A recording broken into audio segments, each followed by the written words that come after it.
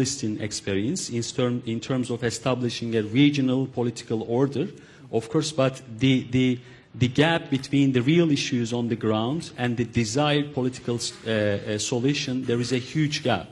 It was the reason, I think, why many commentators and experts and scholars and think tankers had a different idea just 1 hour before the October the 7th. You know, imagine that before the October 7th, in probably 6:30, there was an idea that the normalization has arrived in the Middle East in the context of the normalization between Houthis and Saudi Arabia and Israel and Turkey and you know, the Iran and other Gulf countries normalization. But 1 hour later, it has collapsed, unfortunately. So why? Because there was really a gap between different issues. There was a gap in terms of the Palestinian issue and the regional normalization. There was a huge gap between the normalization in Syria and the normalization attempt of the Arab countries, including Turkey's normalization with the Syrian regime. So it's another, you know, failure for the you know, the imbalance between the perception and the realities on the ground. Of course, the final point that I want to make is about the external penetrations of the external actors into the Middle East. This is another obstacle to improve, I think, improve the regional institution or establish a regional order in the Middle East. So, the final point that I want to, you know, make concerning the drivers, the main drivers. I think what we have been witnessing is the lack of strategic capacity of the, you know, individual countries in the region that can achieve sort of regional orders. So when we look at each individual countries in the region, they don't have strategic capacity to deliver what they really want to achieve. So I think this is another problem in the region, why the regional countries have decided to normalize the region, but unfortunately because of all these lists that I, you know, mentioned in my speech are another obstacle to establish a sustainable regional order. Professor, in terms of Middle East regional order, we have to talk about Turkey. You know, Turkey has promoted multilateral mechanisms such as regional summits and economic cooperation forum. So in your analysis, do those initiatives present a coherent strategic vision, or are they, you know, reactive tools for managing immediate geopolitical, you know, risks? I think, yes, it's at the same time as a coherent strategic vision when we look at the Turkish foreign policy towards the region. I think there is sort of continuity, especially in the post-2002 strategic landscape and the changing dynamics of Turkish foreign policy.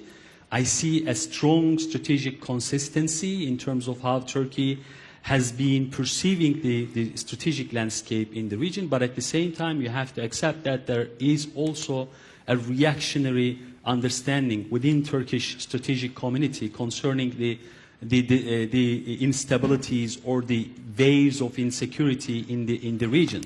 So when we look at the last 2 decades, especially, of course, it was a dramatic change in Turkish foreign policy concerning the Middle East. Turkish strategic community and decision makers, I think, has constructed a naive image about the Middle East, and they try to establish an economy-oriented, economy-first foreign policy until the Arab uprising. But after the Arab uprising, because of number of reasons, especially the decline of state sovereignty, the proliferation of non-state armed actors across the region, and the, you know, defunctioning of the borders, and of course the, you know, improving and the proliferation of different sub-national identity groups in different countries, from Libya to Yemen, from Maghreb to Mashriq.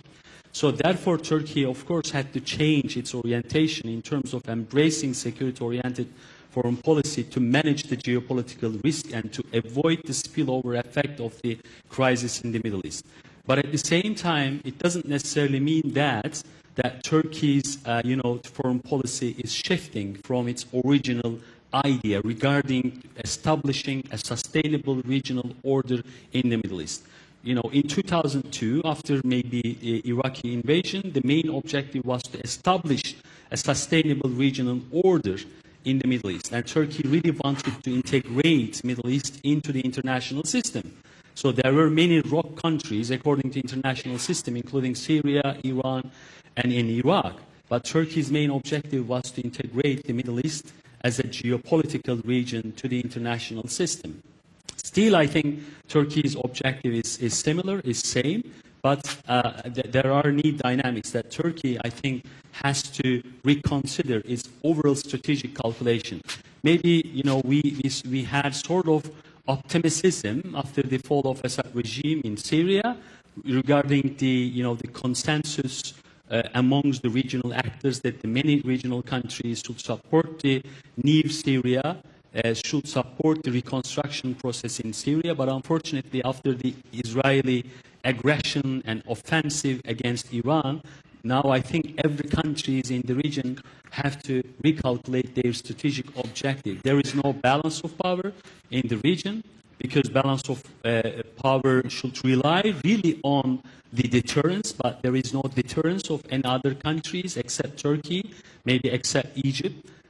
But first of all, I think how the regional countries will recalibrate their position to regain their deterrence or re-establish the balance of power. I mean, since yesterday we have been discussing that Israel and the United States are quest to establish a strategic dominance rather than establishing a balance of power in the region. Now there is a $1 billion question in the region amongst the regional actors, except Israel, that how they are going to re-establish the balance of power in the region if Israel is going to be successful in terms of undermining the real state capacity of Iran, maybe the regime change in Iran. So we don't know what kind of region is going to emerge after this military escalation between Israel and Iran. So Turkish, I think, geopolitical interest and its strategic priorities, I think, will change and transform accordingly.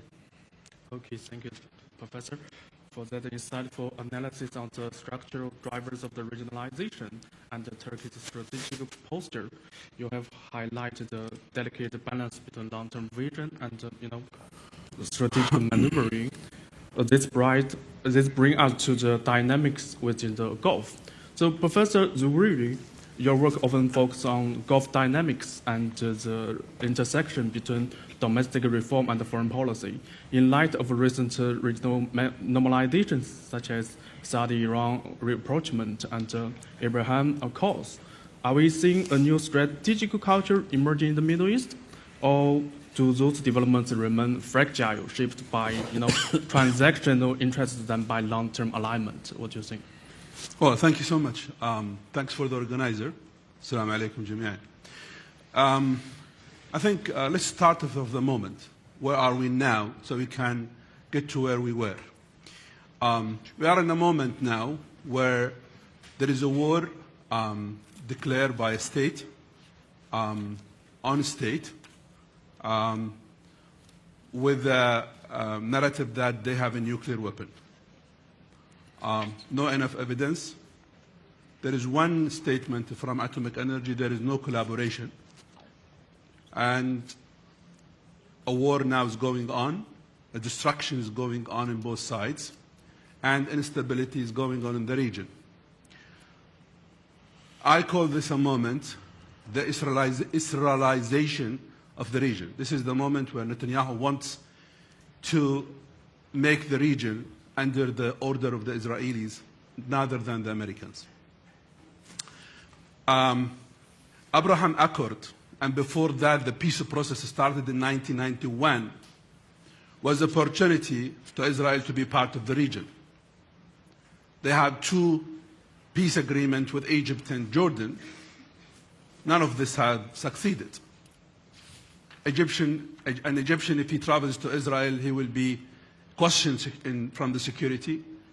20,000 Jordanian travel to Israel, and most of them officials. So where is the peace? Israel wants to lead, to control, and the others should say yes. What we are witnessing now is a reflection of a lack of leadership globally. The United States is no longer the United States. United States used to form coalitions over the phone. 1991, the United States formed a coalition over the phone. 34 countries went to wage war in Iraq. In 2001, another coalition over the phone, 74 countries under what's so-called war on terror. 2003, similar to 60 countries over the phone, they went war in Iraq. The United States has announced 2016 that they are leading the world from behind. So there is no leadership in the world today, neither in Europe, nor in the United States, nor in the region. There is very clear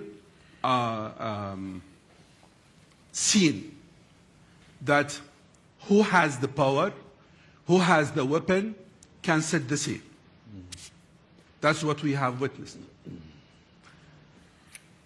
Arab uprising was an opportunity to Arab nations to move beyond the authoritarian regimes. The United States, the Europeans, even Iran were against Arab uprising. They support Egypt to go to the military control. They made Syria platform to Iran. Libya, as you see. They made Arab uprising rather than opportunity to be a crisis which leads to emerging more crises. Non-state actors have empowered in the region in the last 40 years. Within the scene, there is an emerging of failed state. Gulf region, the 6 states, they were not far away from this. 2014 and 17, a crisis within the GCC, which lasted in 2014, 6 months, and 2014 for nearly 3 years, until the Ula agreement where they normalized the relations. Why these crises happened? Because of dynamic in the region. Because countries, they have different reading of the dynamics. In the time where Qatar says Arab uprising is the right for people to look for, to move beyond authoritarian regimes, there are other countries who believe that this is not the time for that. The time where people, they think political Islam is part of the social fabric and social and cultural fabric of Arab nation. There are other Gulf states who think that is a threat to them. So these differences create a dynamic which evolving until now. In the time where some of countries, they think Iran is part of the political fabric of the region and Iran should be involved on region, should be listened to, and should be also maintain sort of a communication with Iran. There are other countries who in some stage wanted Iran to be bombed. This has been changed. In the last 2 years, there were a shift, a normalization between Iran and most of the Arab Gulf states. Iran has been defeated on the 8th of December 2024. And those who knows history, what happened in December 2024 reminds me of Chaldiran battle where Ottomans defeated Safavids. History repeats itself. Which basically put Iran behind its border. For the first time since 1998, Iran is defending itself within its borders. Iran witnessed 2 what so-called forced wars. One, Iraq, because Iranians believe that Iraq waged war on them. And this is the second war. Israelis basically declare war on them. And both wars, they are for the first time defending themselves within their borders. This is a dynamic will lead to serious changes on the region. Number one, in the time we see the weakness of the non-state actors, we are witnessing the increasing number of failed states. And that is the environment for terrorism and instability.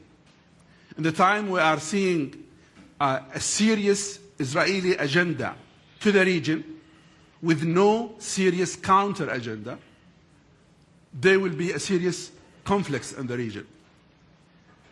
One of the outcomes is the the increasing number of authoritarian regimes. To tackle the Israelization of the region, those authoritarian governments, they will oppress their people who are against that. 2 years war on Gaza, Israelis wanted to finish it in 2 weeks.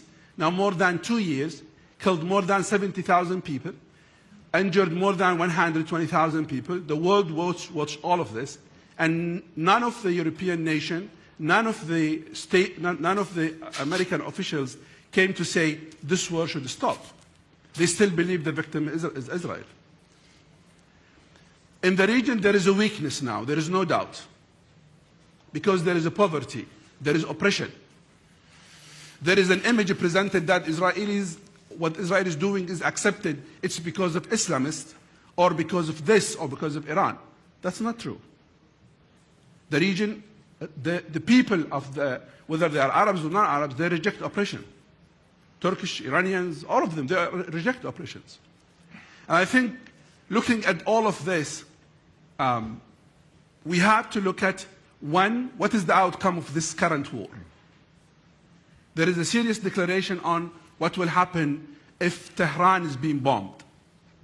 That reminds us of 1991, when Baghdad was bombed, where Saddam Hussein was forced to send his delegation to Safwan, which is south of Iraq, and meet and accepted the American conditions, where basically left Iraq 11 years under sanctions with no flight zone until the regime collapsed in 2003. We are heading toward that scenario? That will be a serious disaster to the region. If Iran becomes a failed state, there will be no security in any neighboring country. That's a fact.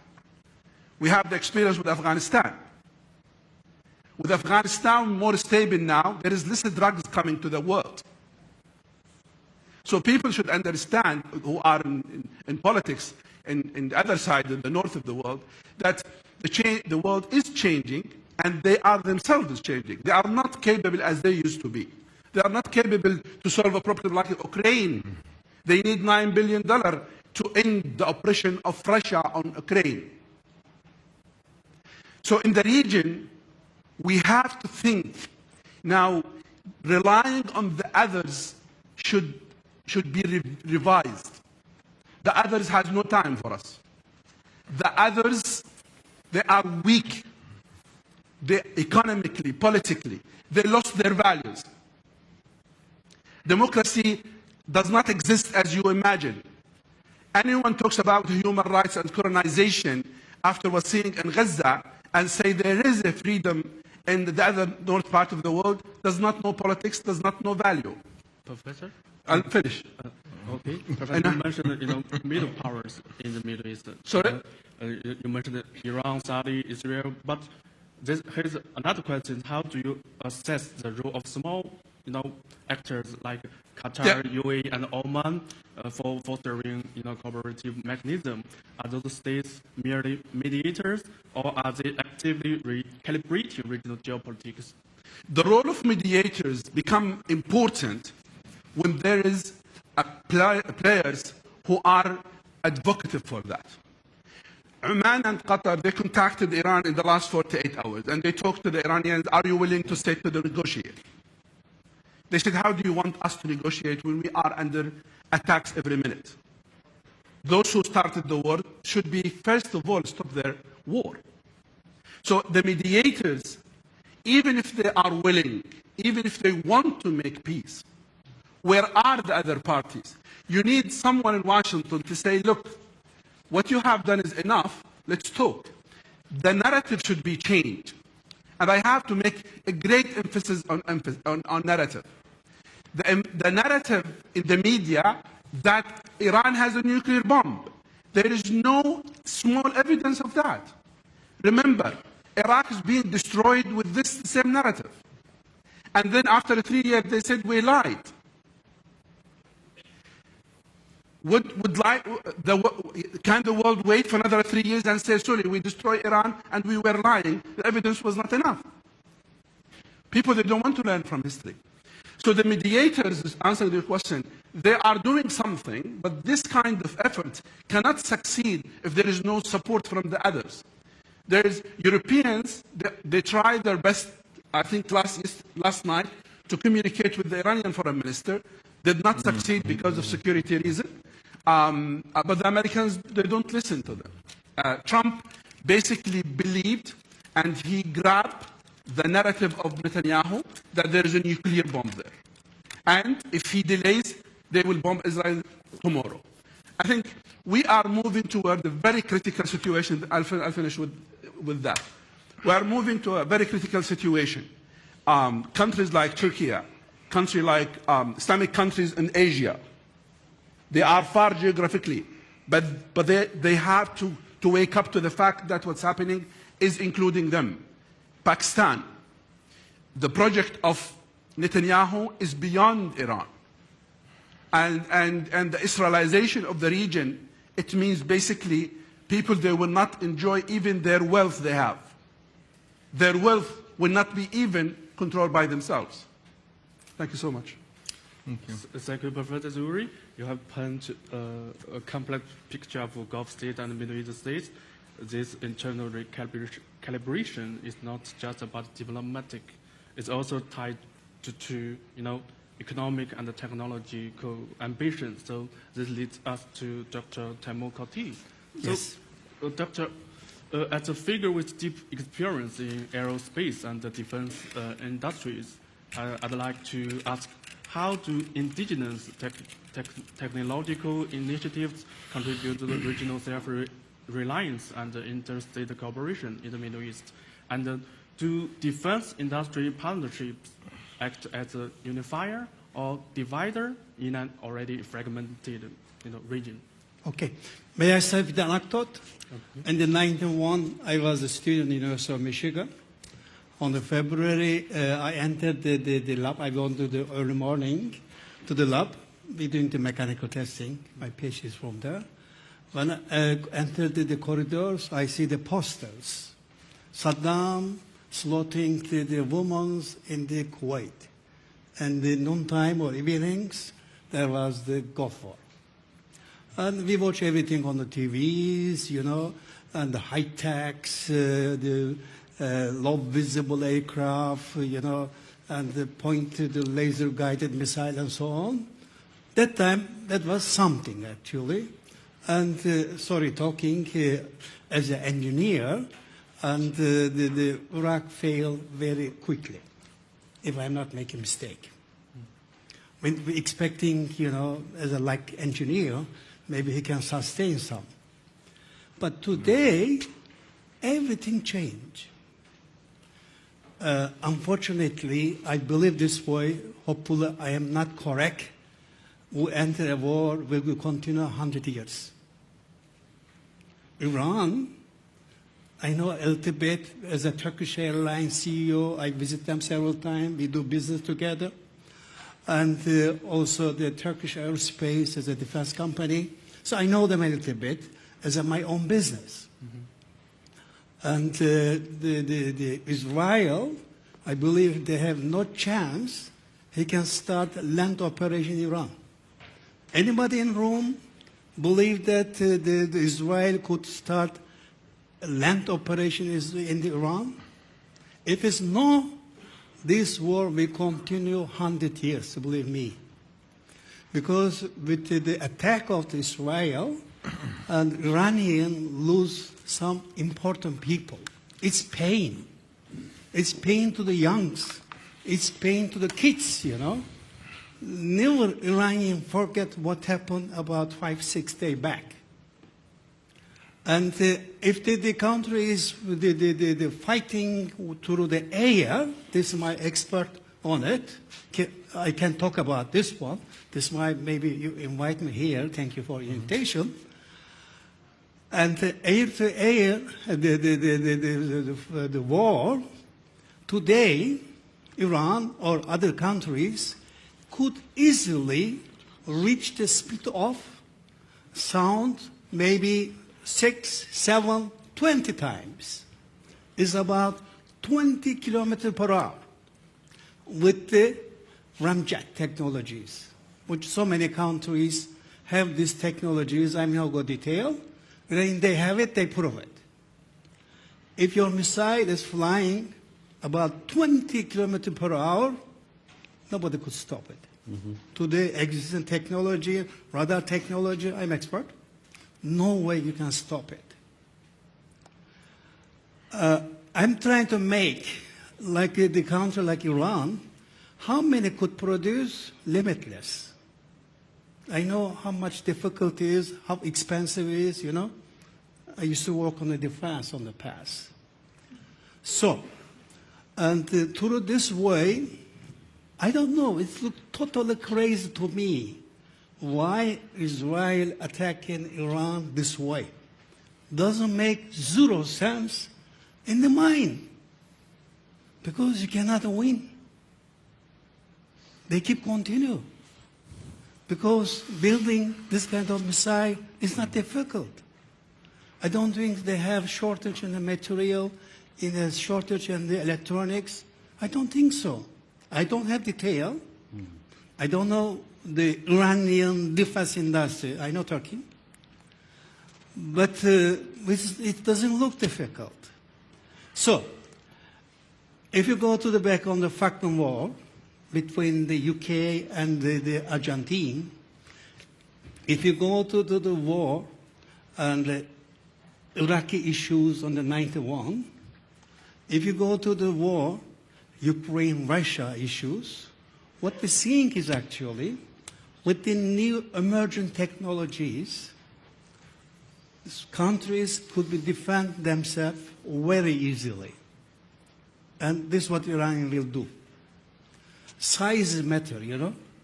Counter size matter here. I don't think Israel will sustain what they are doing. I don't think this pain will go away from the Iran. I believe hopefully, but this is what I'm thinking, you know. I could be wrong.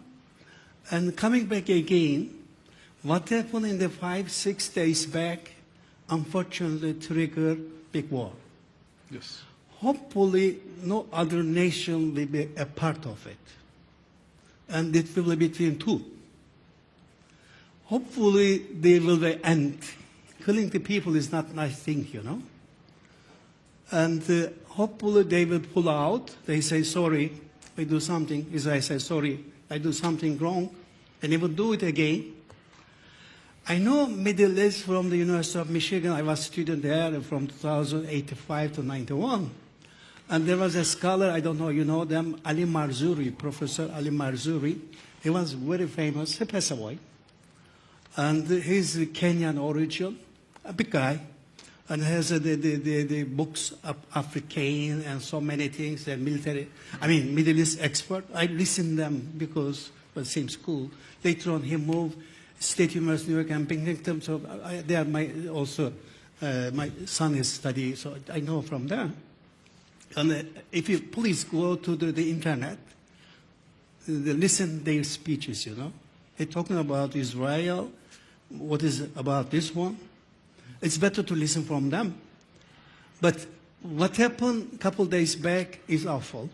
I pray to God, Allah, that will be solved, you know, peacefully. But believe me, this is not 91.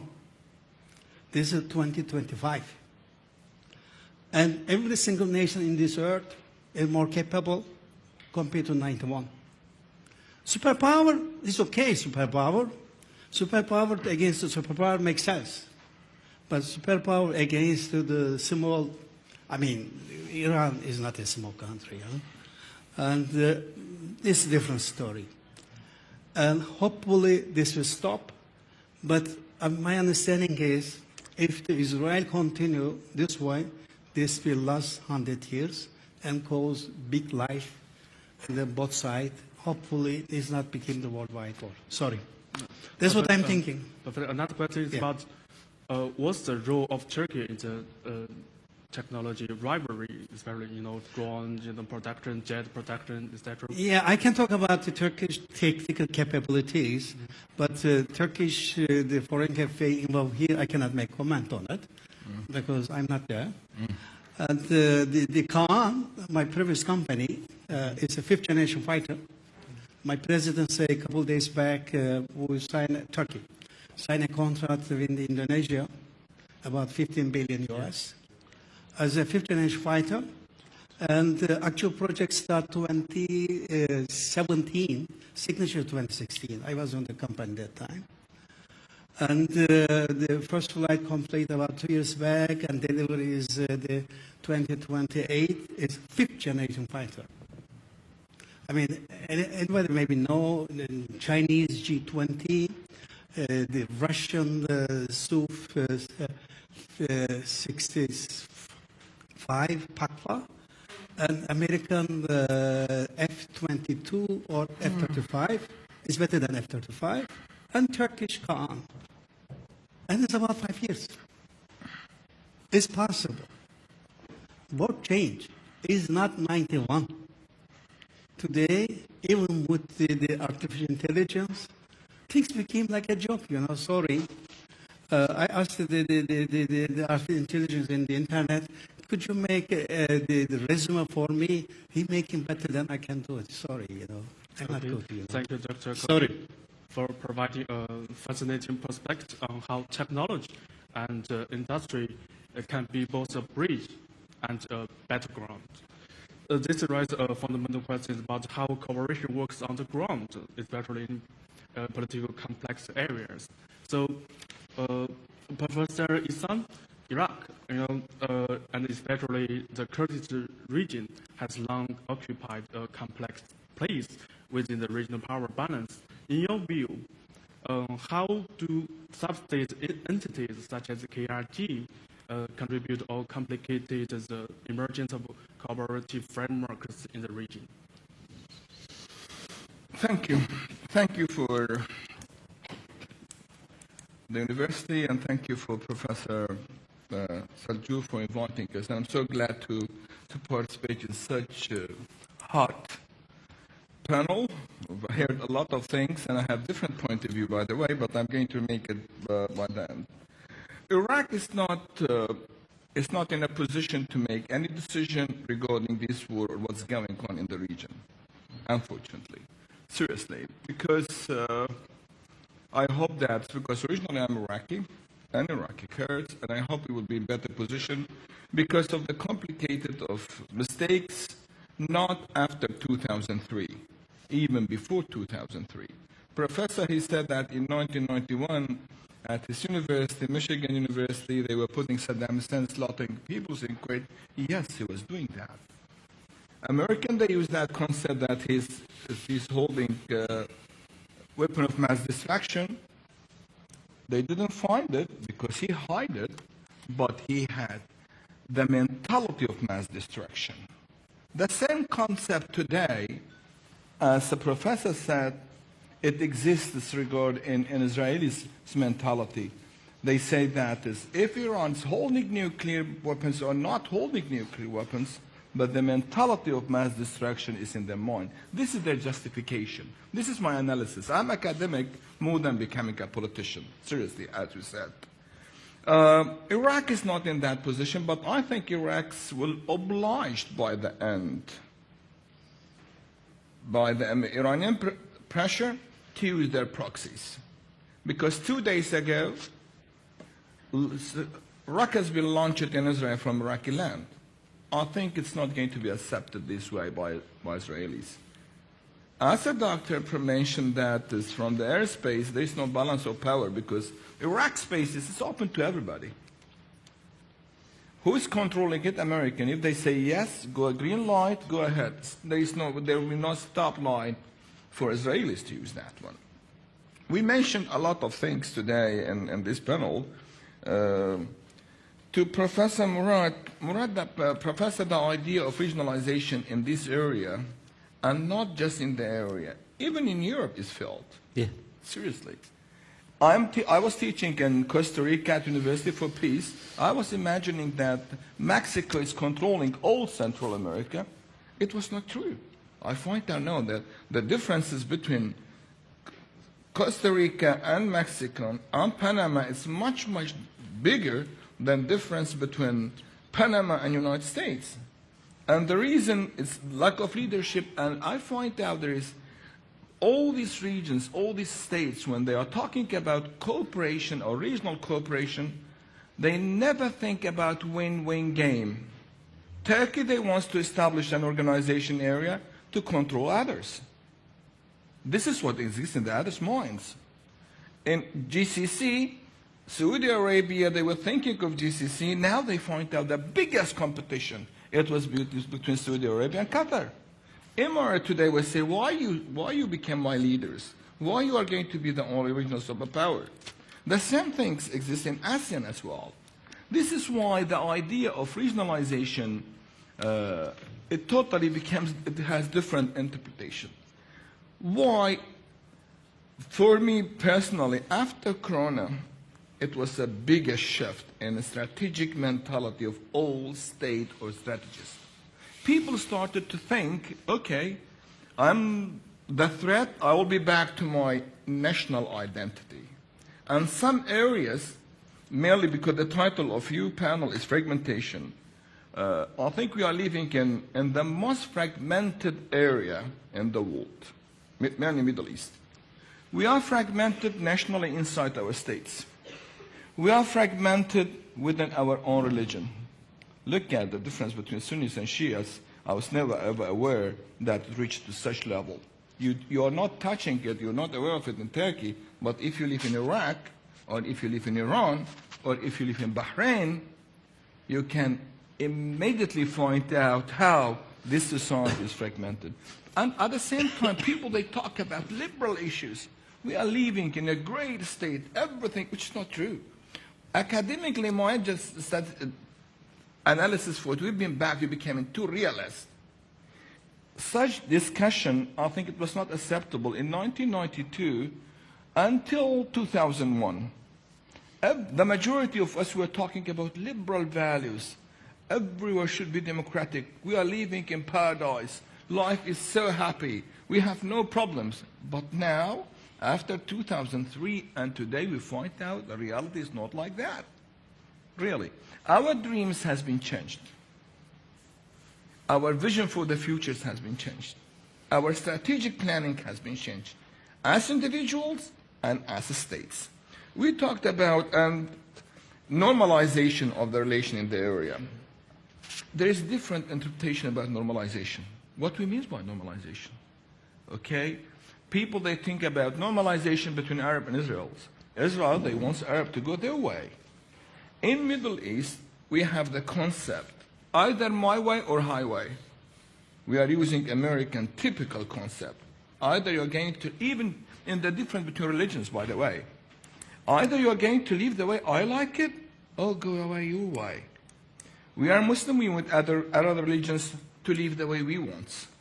I am Sunni, I want Shias to live my way. Shias wants to live other. Kurds, they want Arabs to live their ways. Turks, they want Kurds to live their ways. This is totally, we don't accept each other as we are.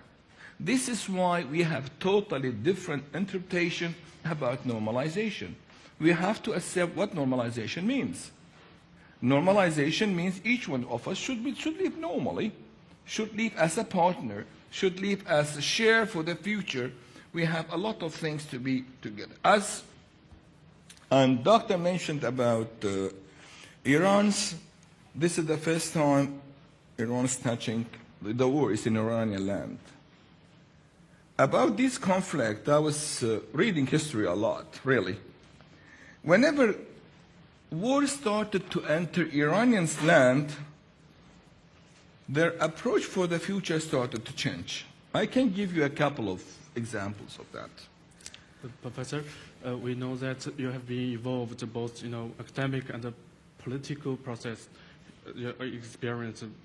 Based on that double perspective, what mechanism would be required to move from, ad hoc coordination to institutionalized regional cooperation in the Middle East? That's a big problem. When you are academic, you become back to politics. Unfortunately, I was politics coming back to academia, which is much, much harder. Because politicians, they have, mind setup is totally different. I find out really is different. It's not easy to make institutions to build in that mentality. I will come back to you. I find out when the great Alexander, he started to engage himself in a war with Persian Empire. They reached Erbil, the capital of Kurdistan region today. Persian at that time, they have 12,000 fighters. Great Alexander, he had 2,000 fighters, but they were well trained, well operated, with techniques, with technology at that time. They managed to kill Kurdish, the empire. What Iranian did at that time, they told them stop. Their nobles came back to Erbil, told him that we accept your role, we are going to be part of your empire, but please never invade our land. And the daughter of great Cornish should be your wife, as a sign for peace and stability. And another incident on that, also when Islam arrived to Madain, near to Baghdad, okay, when they find out they're going to lose the war, okay, no Shirwan, he said, the noble killed, the Iranian noble, they sent the noble people, the high-class people, please, we can be part of Islamic world, and this is the daughter of our great leader, should be your wife. They married their great daughter to Hussein bin Imam Ali, alayhi salatu wasalam. Then Shi'ism started in Iran. I think this time, if the war, Professor, the war today is not to occupy lands.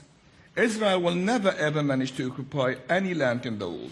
If they want to occupy Lebanon, they can do it in 2 hours. Believe me, I'm expert in military, I'm teaching at security studies department, I know what they have. But they will never ever manage to control or to maintain security of that part for 1 day. Never. Their military doctrine is deterrent.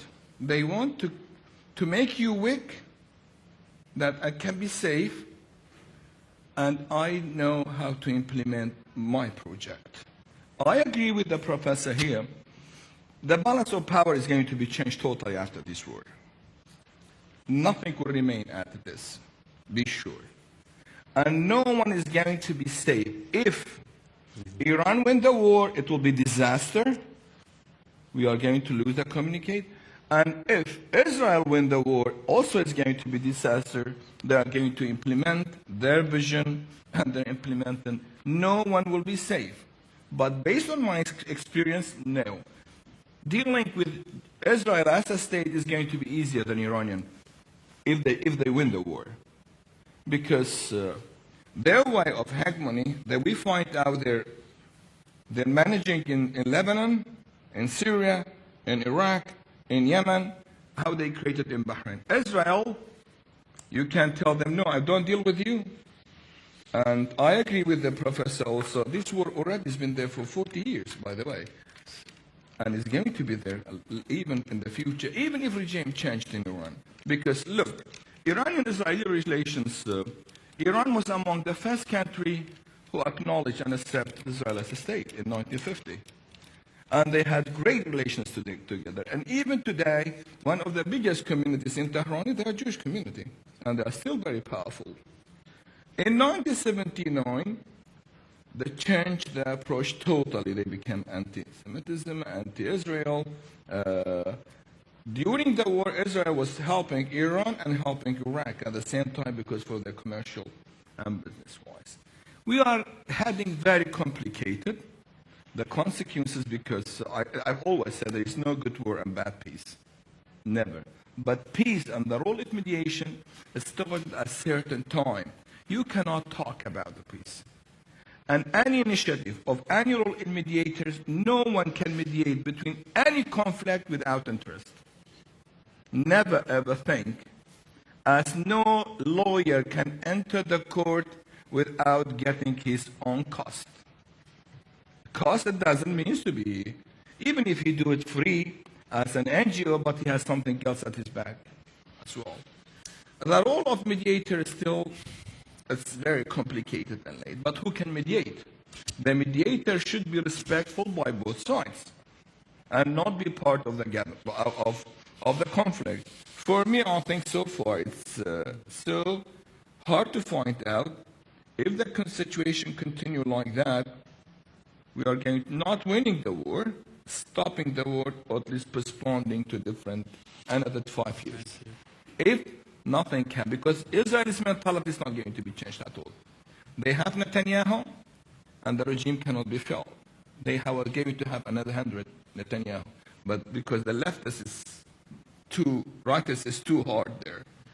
And if the regime changed in Tehran as well, due to the war, directly or indirectly, the mentality will stay there, as the professor said, because the damage and the consequences of the war is too high. Still, Iraqis cannot forget what America did to their country.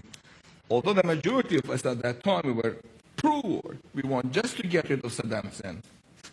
Okay? But now, a lot of people, they sympathize with that. Why? Because what happened after that, and the people who running the show, running the country, they were worse than Saddam Hussein. This is what's been in their mentality, not in my mentality, but this is the way what people think. Thank you so much. Thank you, Professor Ihsan. Your insights from ground level show us the internal complexities. So now move to Dr. Maria. Here's the question. How is Egypt Industrial and Development Program redefining greater power competition? What game is Egypt playing in balancing with Russia, despite being a historical U.S. ally? And what does it mean for Egypt? Thanks for having me as the first thing. And what I want to do is actually bring a new dimension to the debate. We talk about Iran, Israel, the Levant, the Mashrek, but I want to also expand to the Maghreb area, if you don't mind, and trying to conceptualize and understand what's going on in the area from a perspective of not just Egypt, because what I'm going to argue, we go beyond Egypt. It's something that expands to other North African countries, but from the perspective of Russia, and then how the country, how Egypt is navigating great power competitions, and how Russia and China are playing, in favor of the area in opposition to the U.S., which is at the moment it seems is more interested in reshaping alliances, the balance of power in the Levant, principally after the recent visit of Trump to the region, to the Mashrek area. What I feel to say is that Egypt is supporting, is favoring this rebalance of power in North Africa, which is taking place in favor of Russia and China from different perspectives, not just political, but principally commercial and economic. And this has been accelerated after the war in Ukraine, which acted as a catalyst for the part of the region.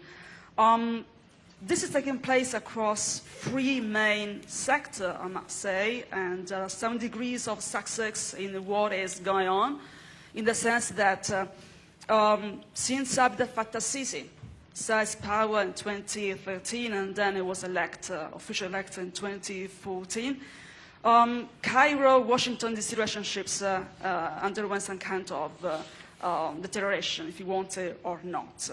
Not completely frozen, but certainly, more distant to some extent.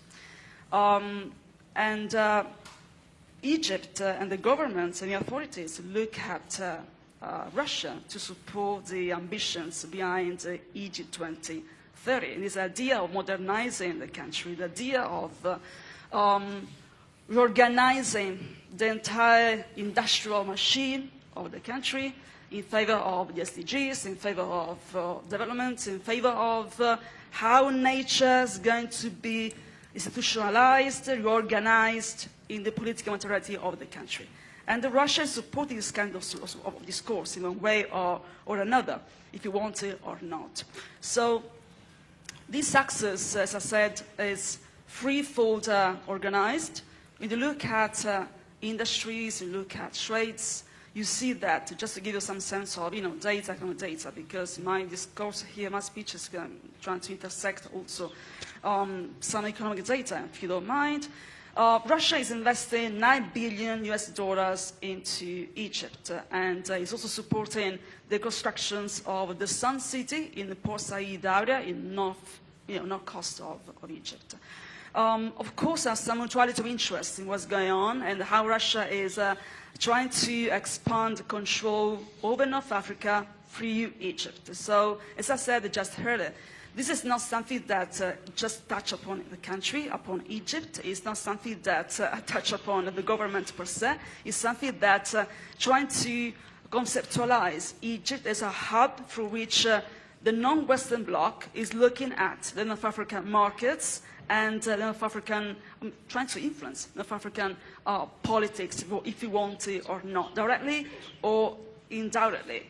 And Russia is, as I said, is investing $4.6 million US dollars in constructions of the Sun City in Port Said area, just as mentioned just earlier. Which says a lot also about the politics of architecture, if you want it or not. Because if you look at the model, the plan behind the Sun City, it's going to be built on two sides. One side will be named after Moscow, and the second side will be named after St. Petersburg.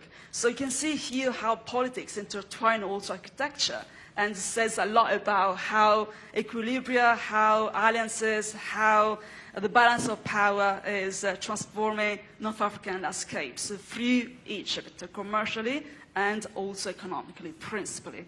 The second level, of course, is trades and agriculture, which is something which is very important for Egypt, and not just for Egypt. What I'm going to say could be thought-provoking, but it's based on my works, based on my publications and recent books as well.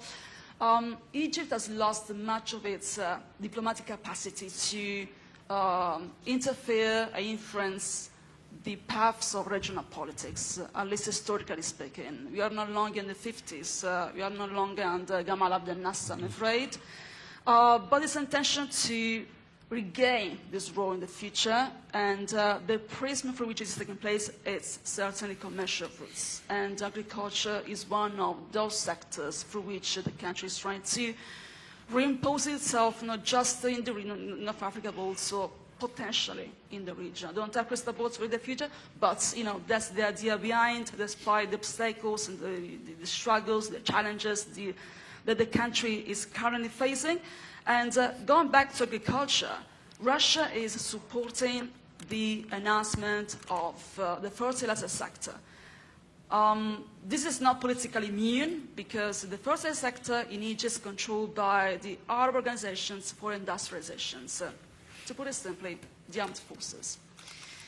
And the goal is to support and safeguard some kind of persistence of the Egyptian forces into the national economy.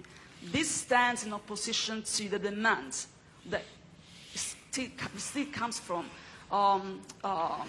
the Western Bloc, principally the IMF, the World Bank, to minimize, to marginalize the presence of the state from the economy. There's been a clear attempt, a clear request of withdrawing the presence of the army or the state from the economy. So this idea of supporting Egypt in this sense, through agriculture, through trade, is indirectly supporting also the infrastructure architecture of Egypt in the way that armed forces will be safeguarded in the economic sector. And this will add on some forms of substructural stability of the Egyptian status quo.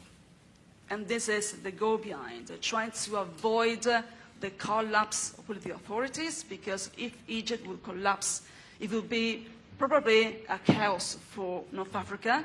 And the second thing is there's no alternative. So, or al-Sisi or Abdel Fattah al-Sisi. So it's in the interest of all parties to keep the authority where it is because of security on the ground, because of certain dynamics that can be transformed, that can be altered right now in North Africa. And also in the rest of the region, I must say. So please me to also expand to the Levant area, if you don't mind. And the third level is renewables. This is where Russia is investing a huge amount of money in the country. Renewable intersect also the Agenda 2030, intersect the SDGs frameworks. And Russia is supporting the construction of the Daba nuclear power plants in Port Said area. So you can see this broad ambition to turn the Suez Canal economic zone into Russian economic hub through usufruct contract. And in the 70s, actually, yeah, it was in the 70s, end of the 60s, actually, 70s, something like that. We entered the nationalizations of Suez Canal area. Now we actually see the selling of the Suez Canal area to great powers, principally Russia and also China, trying to exercise their influences, interests in Port Said and the Suez Canal economic zones. Of course, there are discourses of stability that it's really intertwined with the economic dimensions here, the trade and business dimensions here I just mentioned. And the last sector I want to mention is the military sector, which is not, of course, something that must be neglected. Egypt is a historical ally of the US.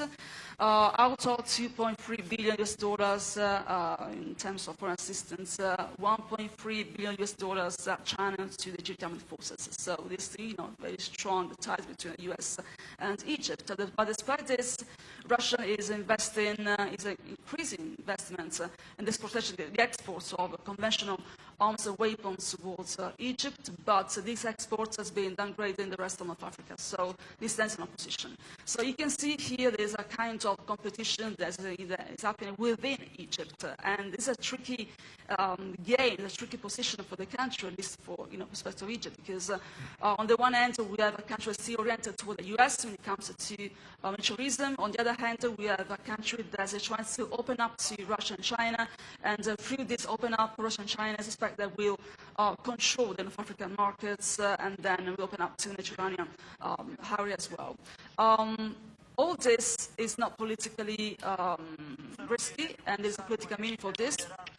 The political meaning is that we are witnessing a kind of attempt to come back to a kind of reappropriations of the idea or the concept of economic statalism, which stands in opposition to the Western Bloc demands of expanding and emphasizing neoliberalism and privatizations of the markets, something that right now is not really finding its own dimension in North Africa, something that goes beyond Egypt. That's something that also applies, is attached to other countries in the region. I could mention probably also Tunisia, or of course Algeria, if you don't mind. Please me also expand to these two countries, if you agree with me. And then the social dimension, something we neglected so far.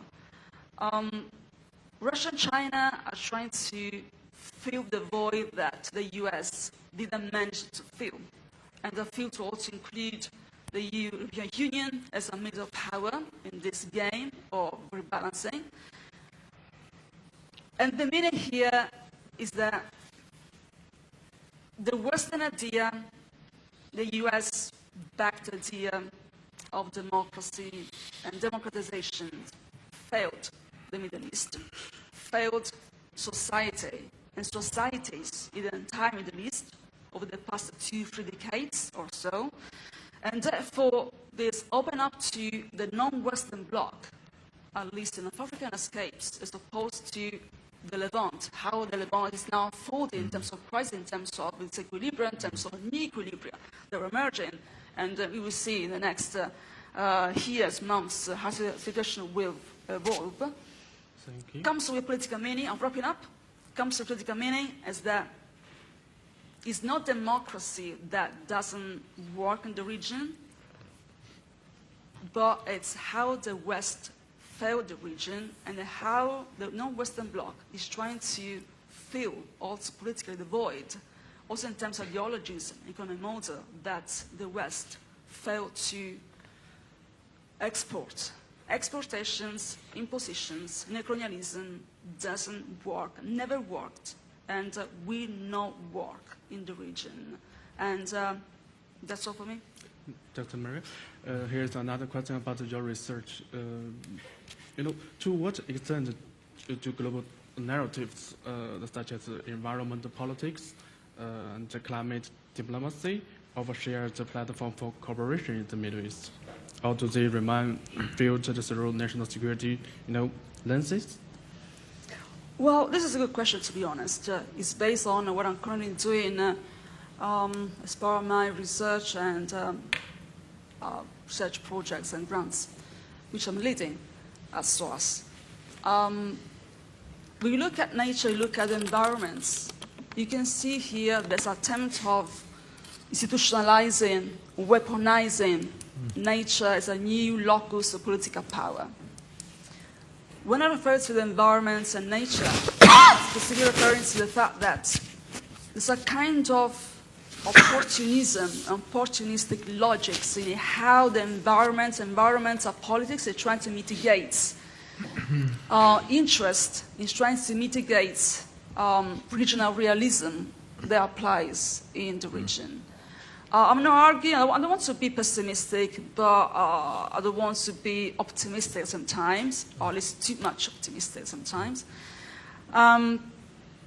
Nature and environment, I'm trying to foster some forms of intra-countries and regional dynamics of cooperations. If you look at GCC countries, how they're trying to explore the model of environmentalism in North Africa, other countries. In the region, it could be okay, but at the same time, there's some sort of attempt of securitizing, not as much the idea of the nations, that is something that has collapsed in the area. We have so many states, but we have so many fragmented nations. If you look at, I remind of Anthony Smith, the idea of myths, memory symbols, how they used to play in the past to force the idea of nations, how now memories have been abandoned. We are now witnessing a kind of attempt of modernizing memories through the myth of the SDGs and then create new identities in the area. So it's an attempt of actually monopolizing the idea of the national environment, and national security is no longer there because, as I said, we have fragmented nations. But an attempt of securitizing through nature, through the environment, through the interest that nature brings with it, the infrastructures, the political infrastructures of states. At the moment, most of them are very brittle. When I say brittle, I'm clearly making the point that they look stable from the side, but they're very unstable from the within. So corporations is supporting, I want to reframe this, sorry. Nature is supporting some opportunistic logics in the region. It's fostering cooperation to some extent, but at the same time is also securitizing infrastructures of power and how they are trying to persist and perpetuate in the entire region despite challenges.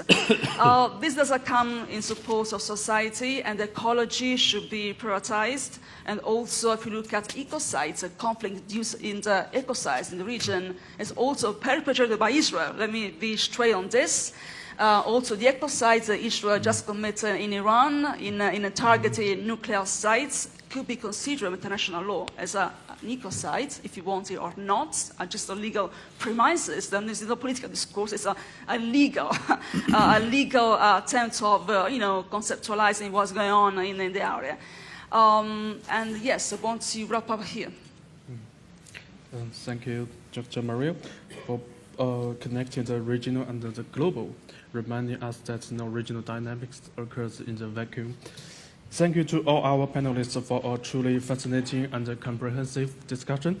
Now we would like to open the floor to our audience. Any questions, comments, supplements, exchanges?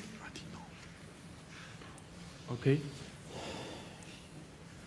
Where is the microphone?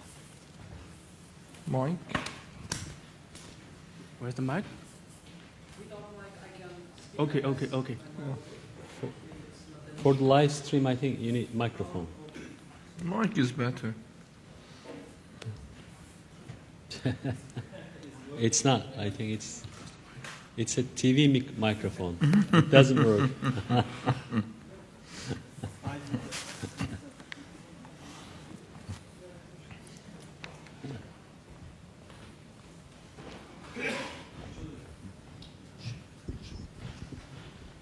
First of all, this is Yücel Bulut from Karadeniz Technical University. First of all, thank you very much for your all words, all things. My question is that, considering the not de-escalating issues between Iran and Israel, what will be the further issues for within the Iran, especially when it's come to the possibilities of insurgencies, if there is any? What will be the consequences for Turkey? Because we have seen in Syria that for the regional balance, Turkey is like a protector for many reasons maybe. But what will be the Iran's position to stop those kind of insurgencies, if any happens? And what will be the Turkey's position? And my question is to whoever want to answer that question. About Turkey, I mean, Kemal Bey, No, I'm not expert on these Okay. issues. Yes. I mean, you mean the insurgency, you mean the PJAK or kind of terrorist organization within Iran? Or No, not really. If they get against the regime, if the people, because Israel is trying to do that, they try to initiate an issue for that. But if it's happened within the people, and if they get afraid, the people get afraid, and they flee from Iran and come to Turkey. I think there are a number of priorities, security priorities for Turkey. Number one is, of course, security and the sudden collapse of the regime in Iran, which I don't like most likely. I don't think most likely at this stage, as Professor Temel Kotil mentioned and other speakers have rightly mentioned. But the security is, I think, number one priority for Turkey in terms of the potential insurgency from the side of PJAK. Because when we look at their patterns, behavioral patterns, they are really supportive of Israel aggression against Iran, and they are trying to find an opportunity to reestablish the military maneuver and mobilization of PJAK. And under this condition, I think the most likely, Turkish position is to target the PJAK in Iranian sites. Of course, we are talking about scenarios. I'm not talking about the official thinking of Turkish state, but it's going to be most likely position of Turkey. It's going to be a military position because of the lack of air superiority in Iran, because of the lack of air domination in Iran. It will be easy for Turkey to maneuver against the PJAK. And the second one, in terms of the security priority, of course, might emanate from the potential mass human mobilization towards Turkey, especially from the north and western Iran towards Turkey. And the number one priority in this context is to establish a sort of safe zone in Iraq to, host the refugee inside Iran rather than accepting them inside Turkey. And of course, there might be sort of strategic ramifications of potential regime collapse in Iran, which Turkey, of course, will not be happy about to see this. Can I comment, please? Please. Well, Israel has changed its own reason for the war. They were talking about destroying the nuclear program, the nuclear weapon, and then the nuclear sites, and then the ballistic missiles, and then regime change. Regime change, one of the major components, is basically creating a wider gap between people and the government. In 2004, when the United States invaded Iraq, CIA sent few groups of their own people to Baluchistan, to Kurdistan, to Ahwaz, assuming that this will help them to complete their mission after Iraq and then basically ending the regime in Iran. And at that time, if you go back to the newspapers, there were hundreds of articles saying, who's next, Iraq or Syria? The reports came, which published in the New York Times, said that the outcome of all of these missions was that people that are not ready to basically revolt against the regime. They hate the regime, but they don't want to work with any foreigner government. Why I'm saying this? Because if you apply this on Iraq's situation, when Saddam Hussein was defeated in 1991, the United States does not have, at that time, alternative. So what they did, they left the government weak, fragile, non-fly zone, sanctions, and worked 11 years to create the alternative. They failed. And the alternative, we saw it. So that was the strategy. That's the strategy I see they are following it. I think they may not be able to push people to, or find the bulk of people who can revolt against the regime, but they may work on that for the future. Thank you. I can add something else, just for your information really. It's based on my analysis so far, regime change is not one option. It's not among the options so far. Because after the failure of 2003 in Iraq, Americans are going to be very reluctant to do any regime change because always it failed. They didn't get any benefit of regime change because they were thinking, okay, based on my experience, the Americans, they lost the war and they won the battle in Iraq. But the loss has been lost. The war has been lost by them. But there are Iranians in Iran, by the way, not like Iraq. You have Kurds in Iraq, Turkmens in Iraq, Shias in Iraq, Sunnis in Iraq. The less minority in Iraq are Iraqis. In Iran, this concept is not true. Even the Kurds in Iran, they say that I'm Iranian Kurd. Kurd in all other parts of, in all the area, they are very reluctant to say I'm Iraqi Kurd. They will call Kurd Iraqi. Okay? They have Iranian in Iran. And always, from 2,700 years, always changes in Iran came within Iran. They are not ready to deal with outsiders. They are not happy with the regime. It's correct. But I never ever think any missionary or any proxy of American can work inside Iran to change the regime. No matter what they do, it's very hard. It's one of the options, but so far I've never ever heard, because everybody, they're very reluctant, even Netanyahu. When he talks about that, he knows what's behind it, because they know there are Iranians in Iran, not like any other else, and any other countries in the Middle East, by the way. Thank you. Professor, another question? Sergio?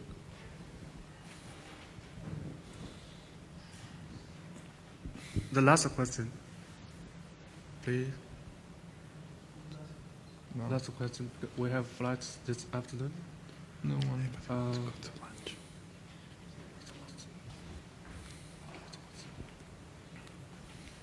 My question would be to Professor Mohammed Ihsan about the Kurdish politics, because recently Turkey and PKK had also new certain type of relationship. So it's really hard to define because of the previous experiences. And also there are different groups within the PKK as well.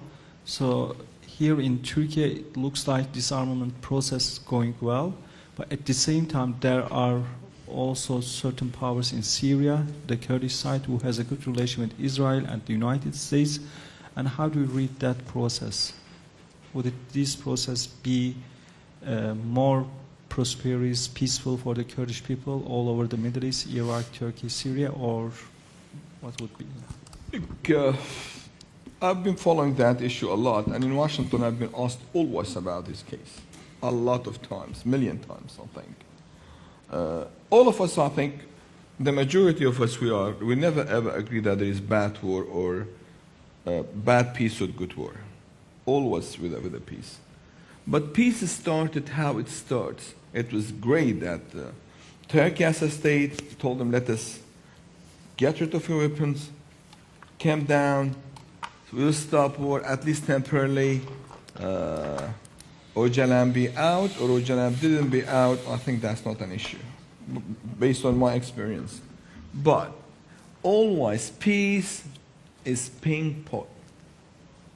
You should think about after that what should happen. I worked in South Africa before the Mandela, and I was aware of what's going on, how they were dealing. In 1991, if we were asking any guy, Mandela will be out of the jail, I think no one can believe that one. I'm older than all of you, I think.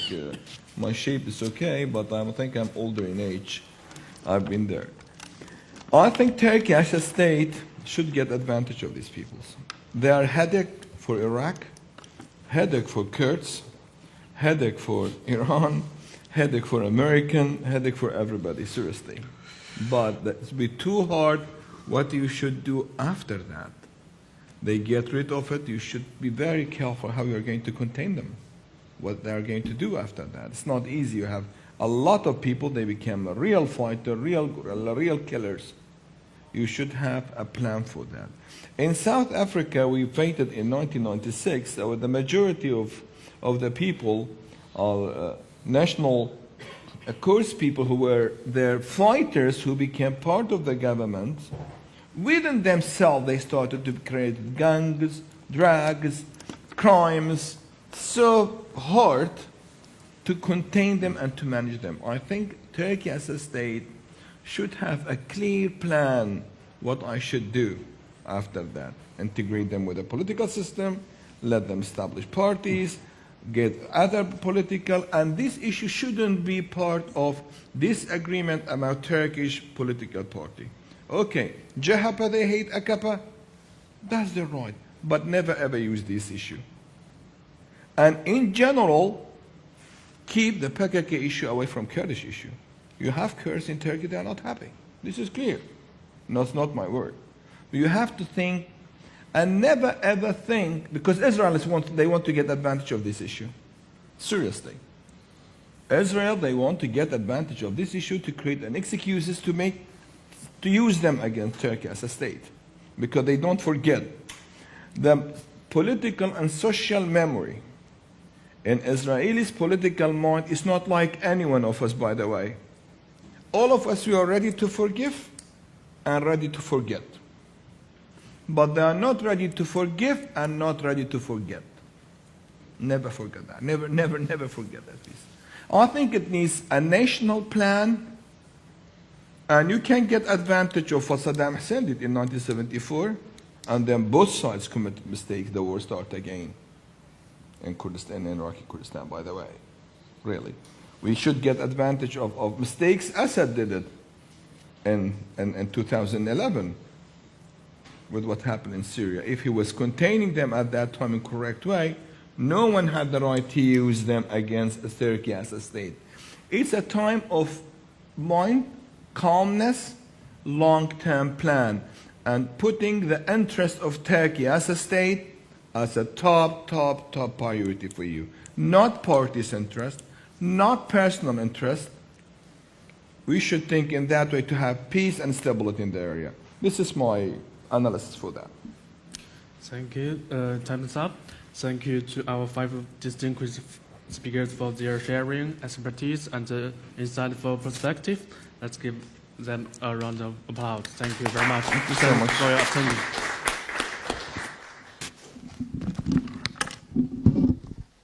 By the way, we have a lunch at Kennedy Lodge. You are more than welcome.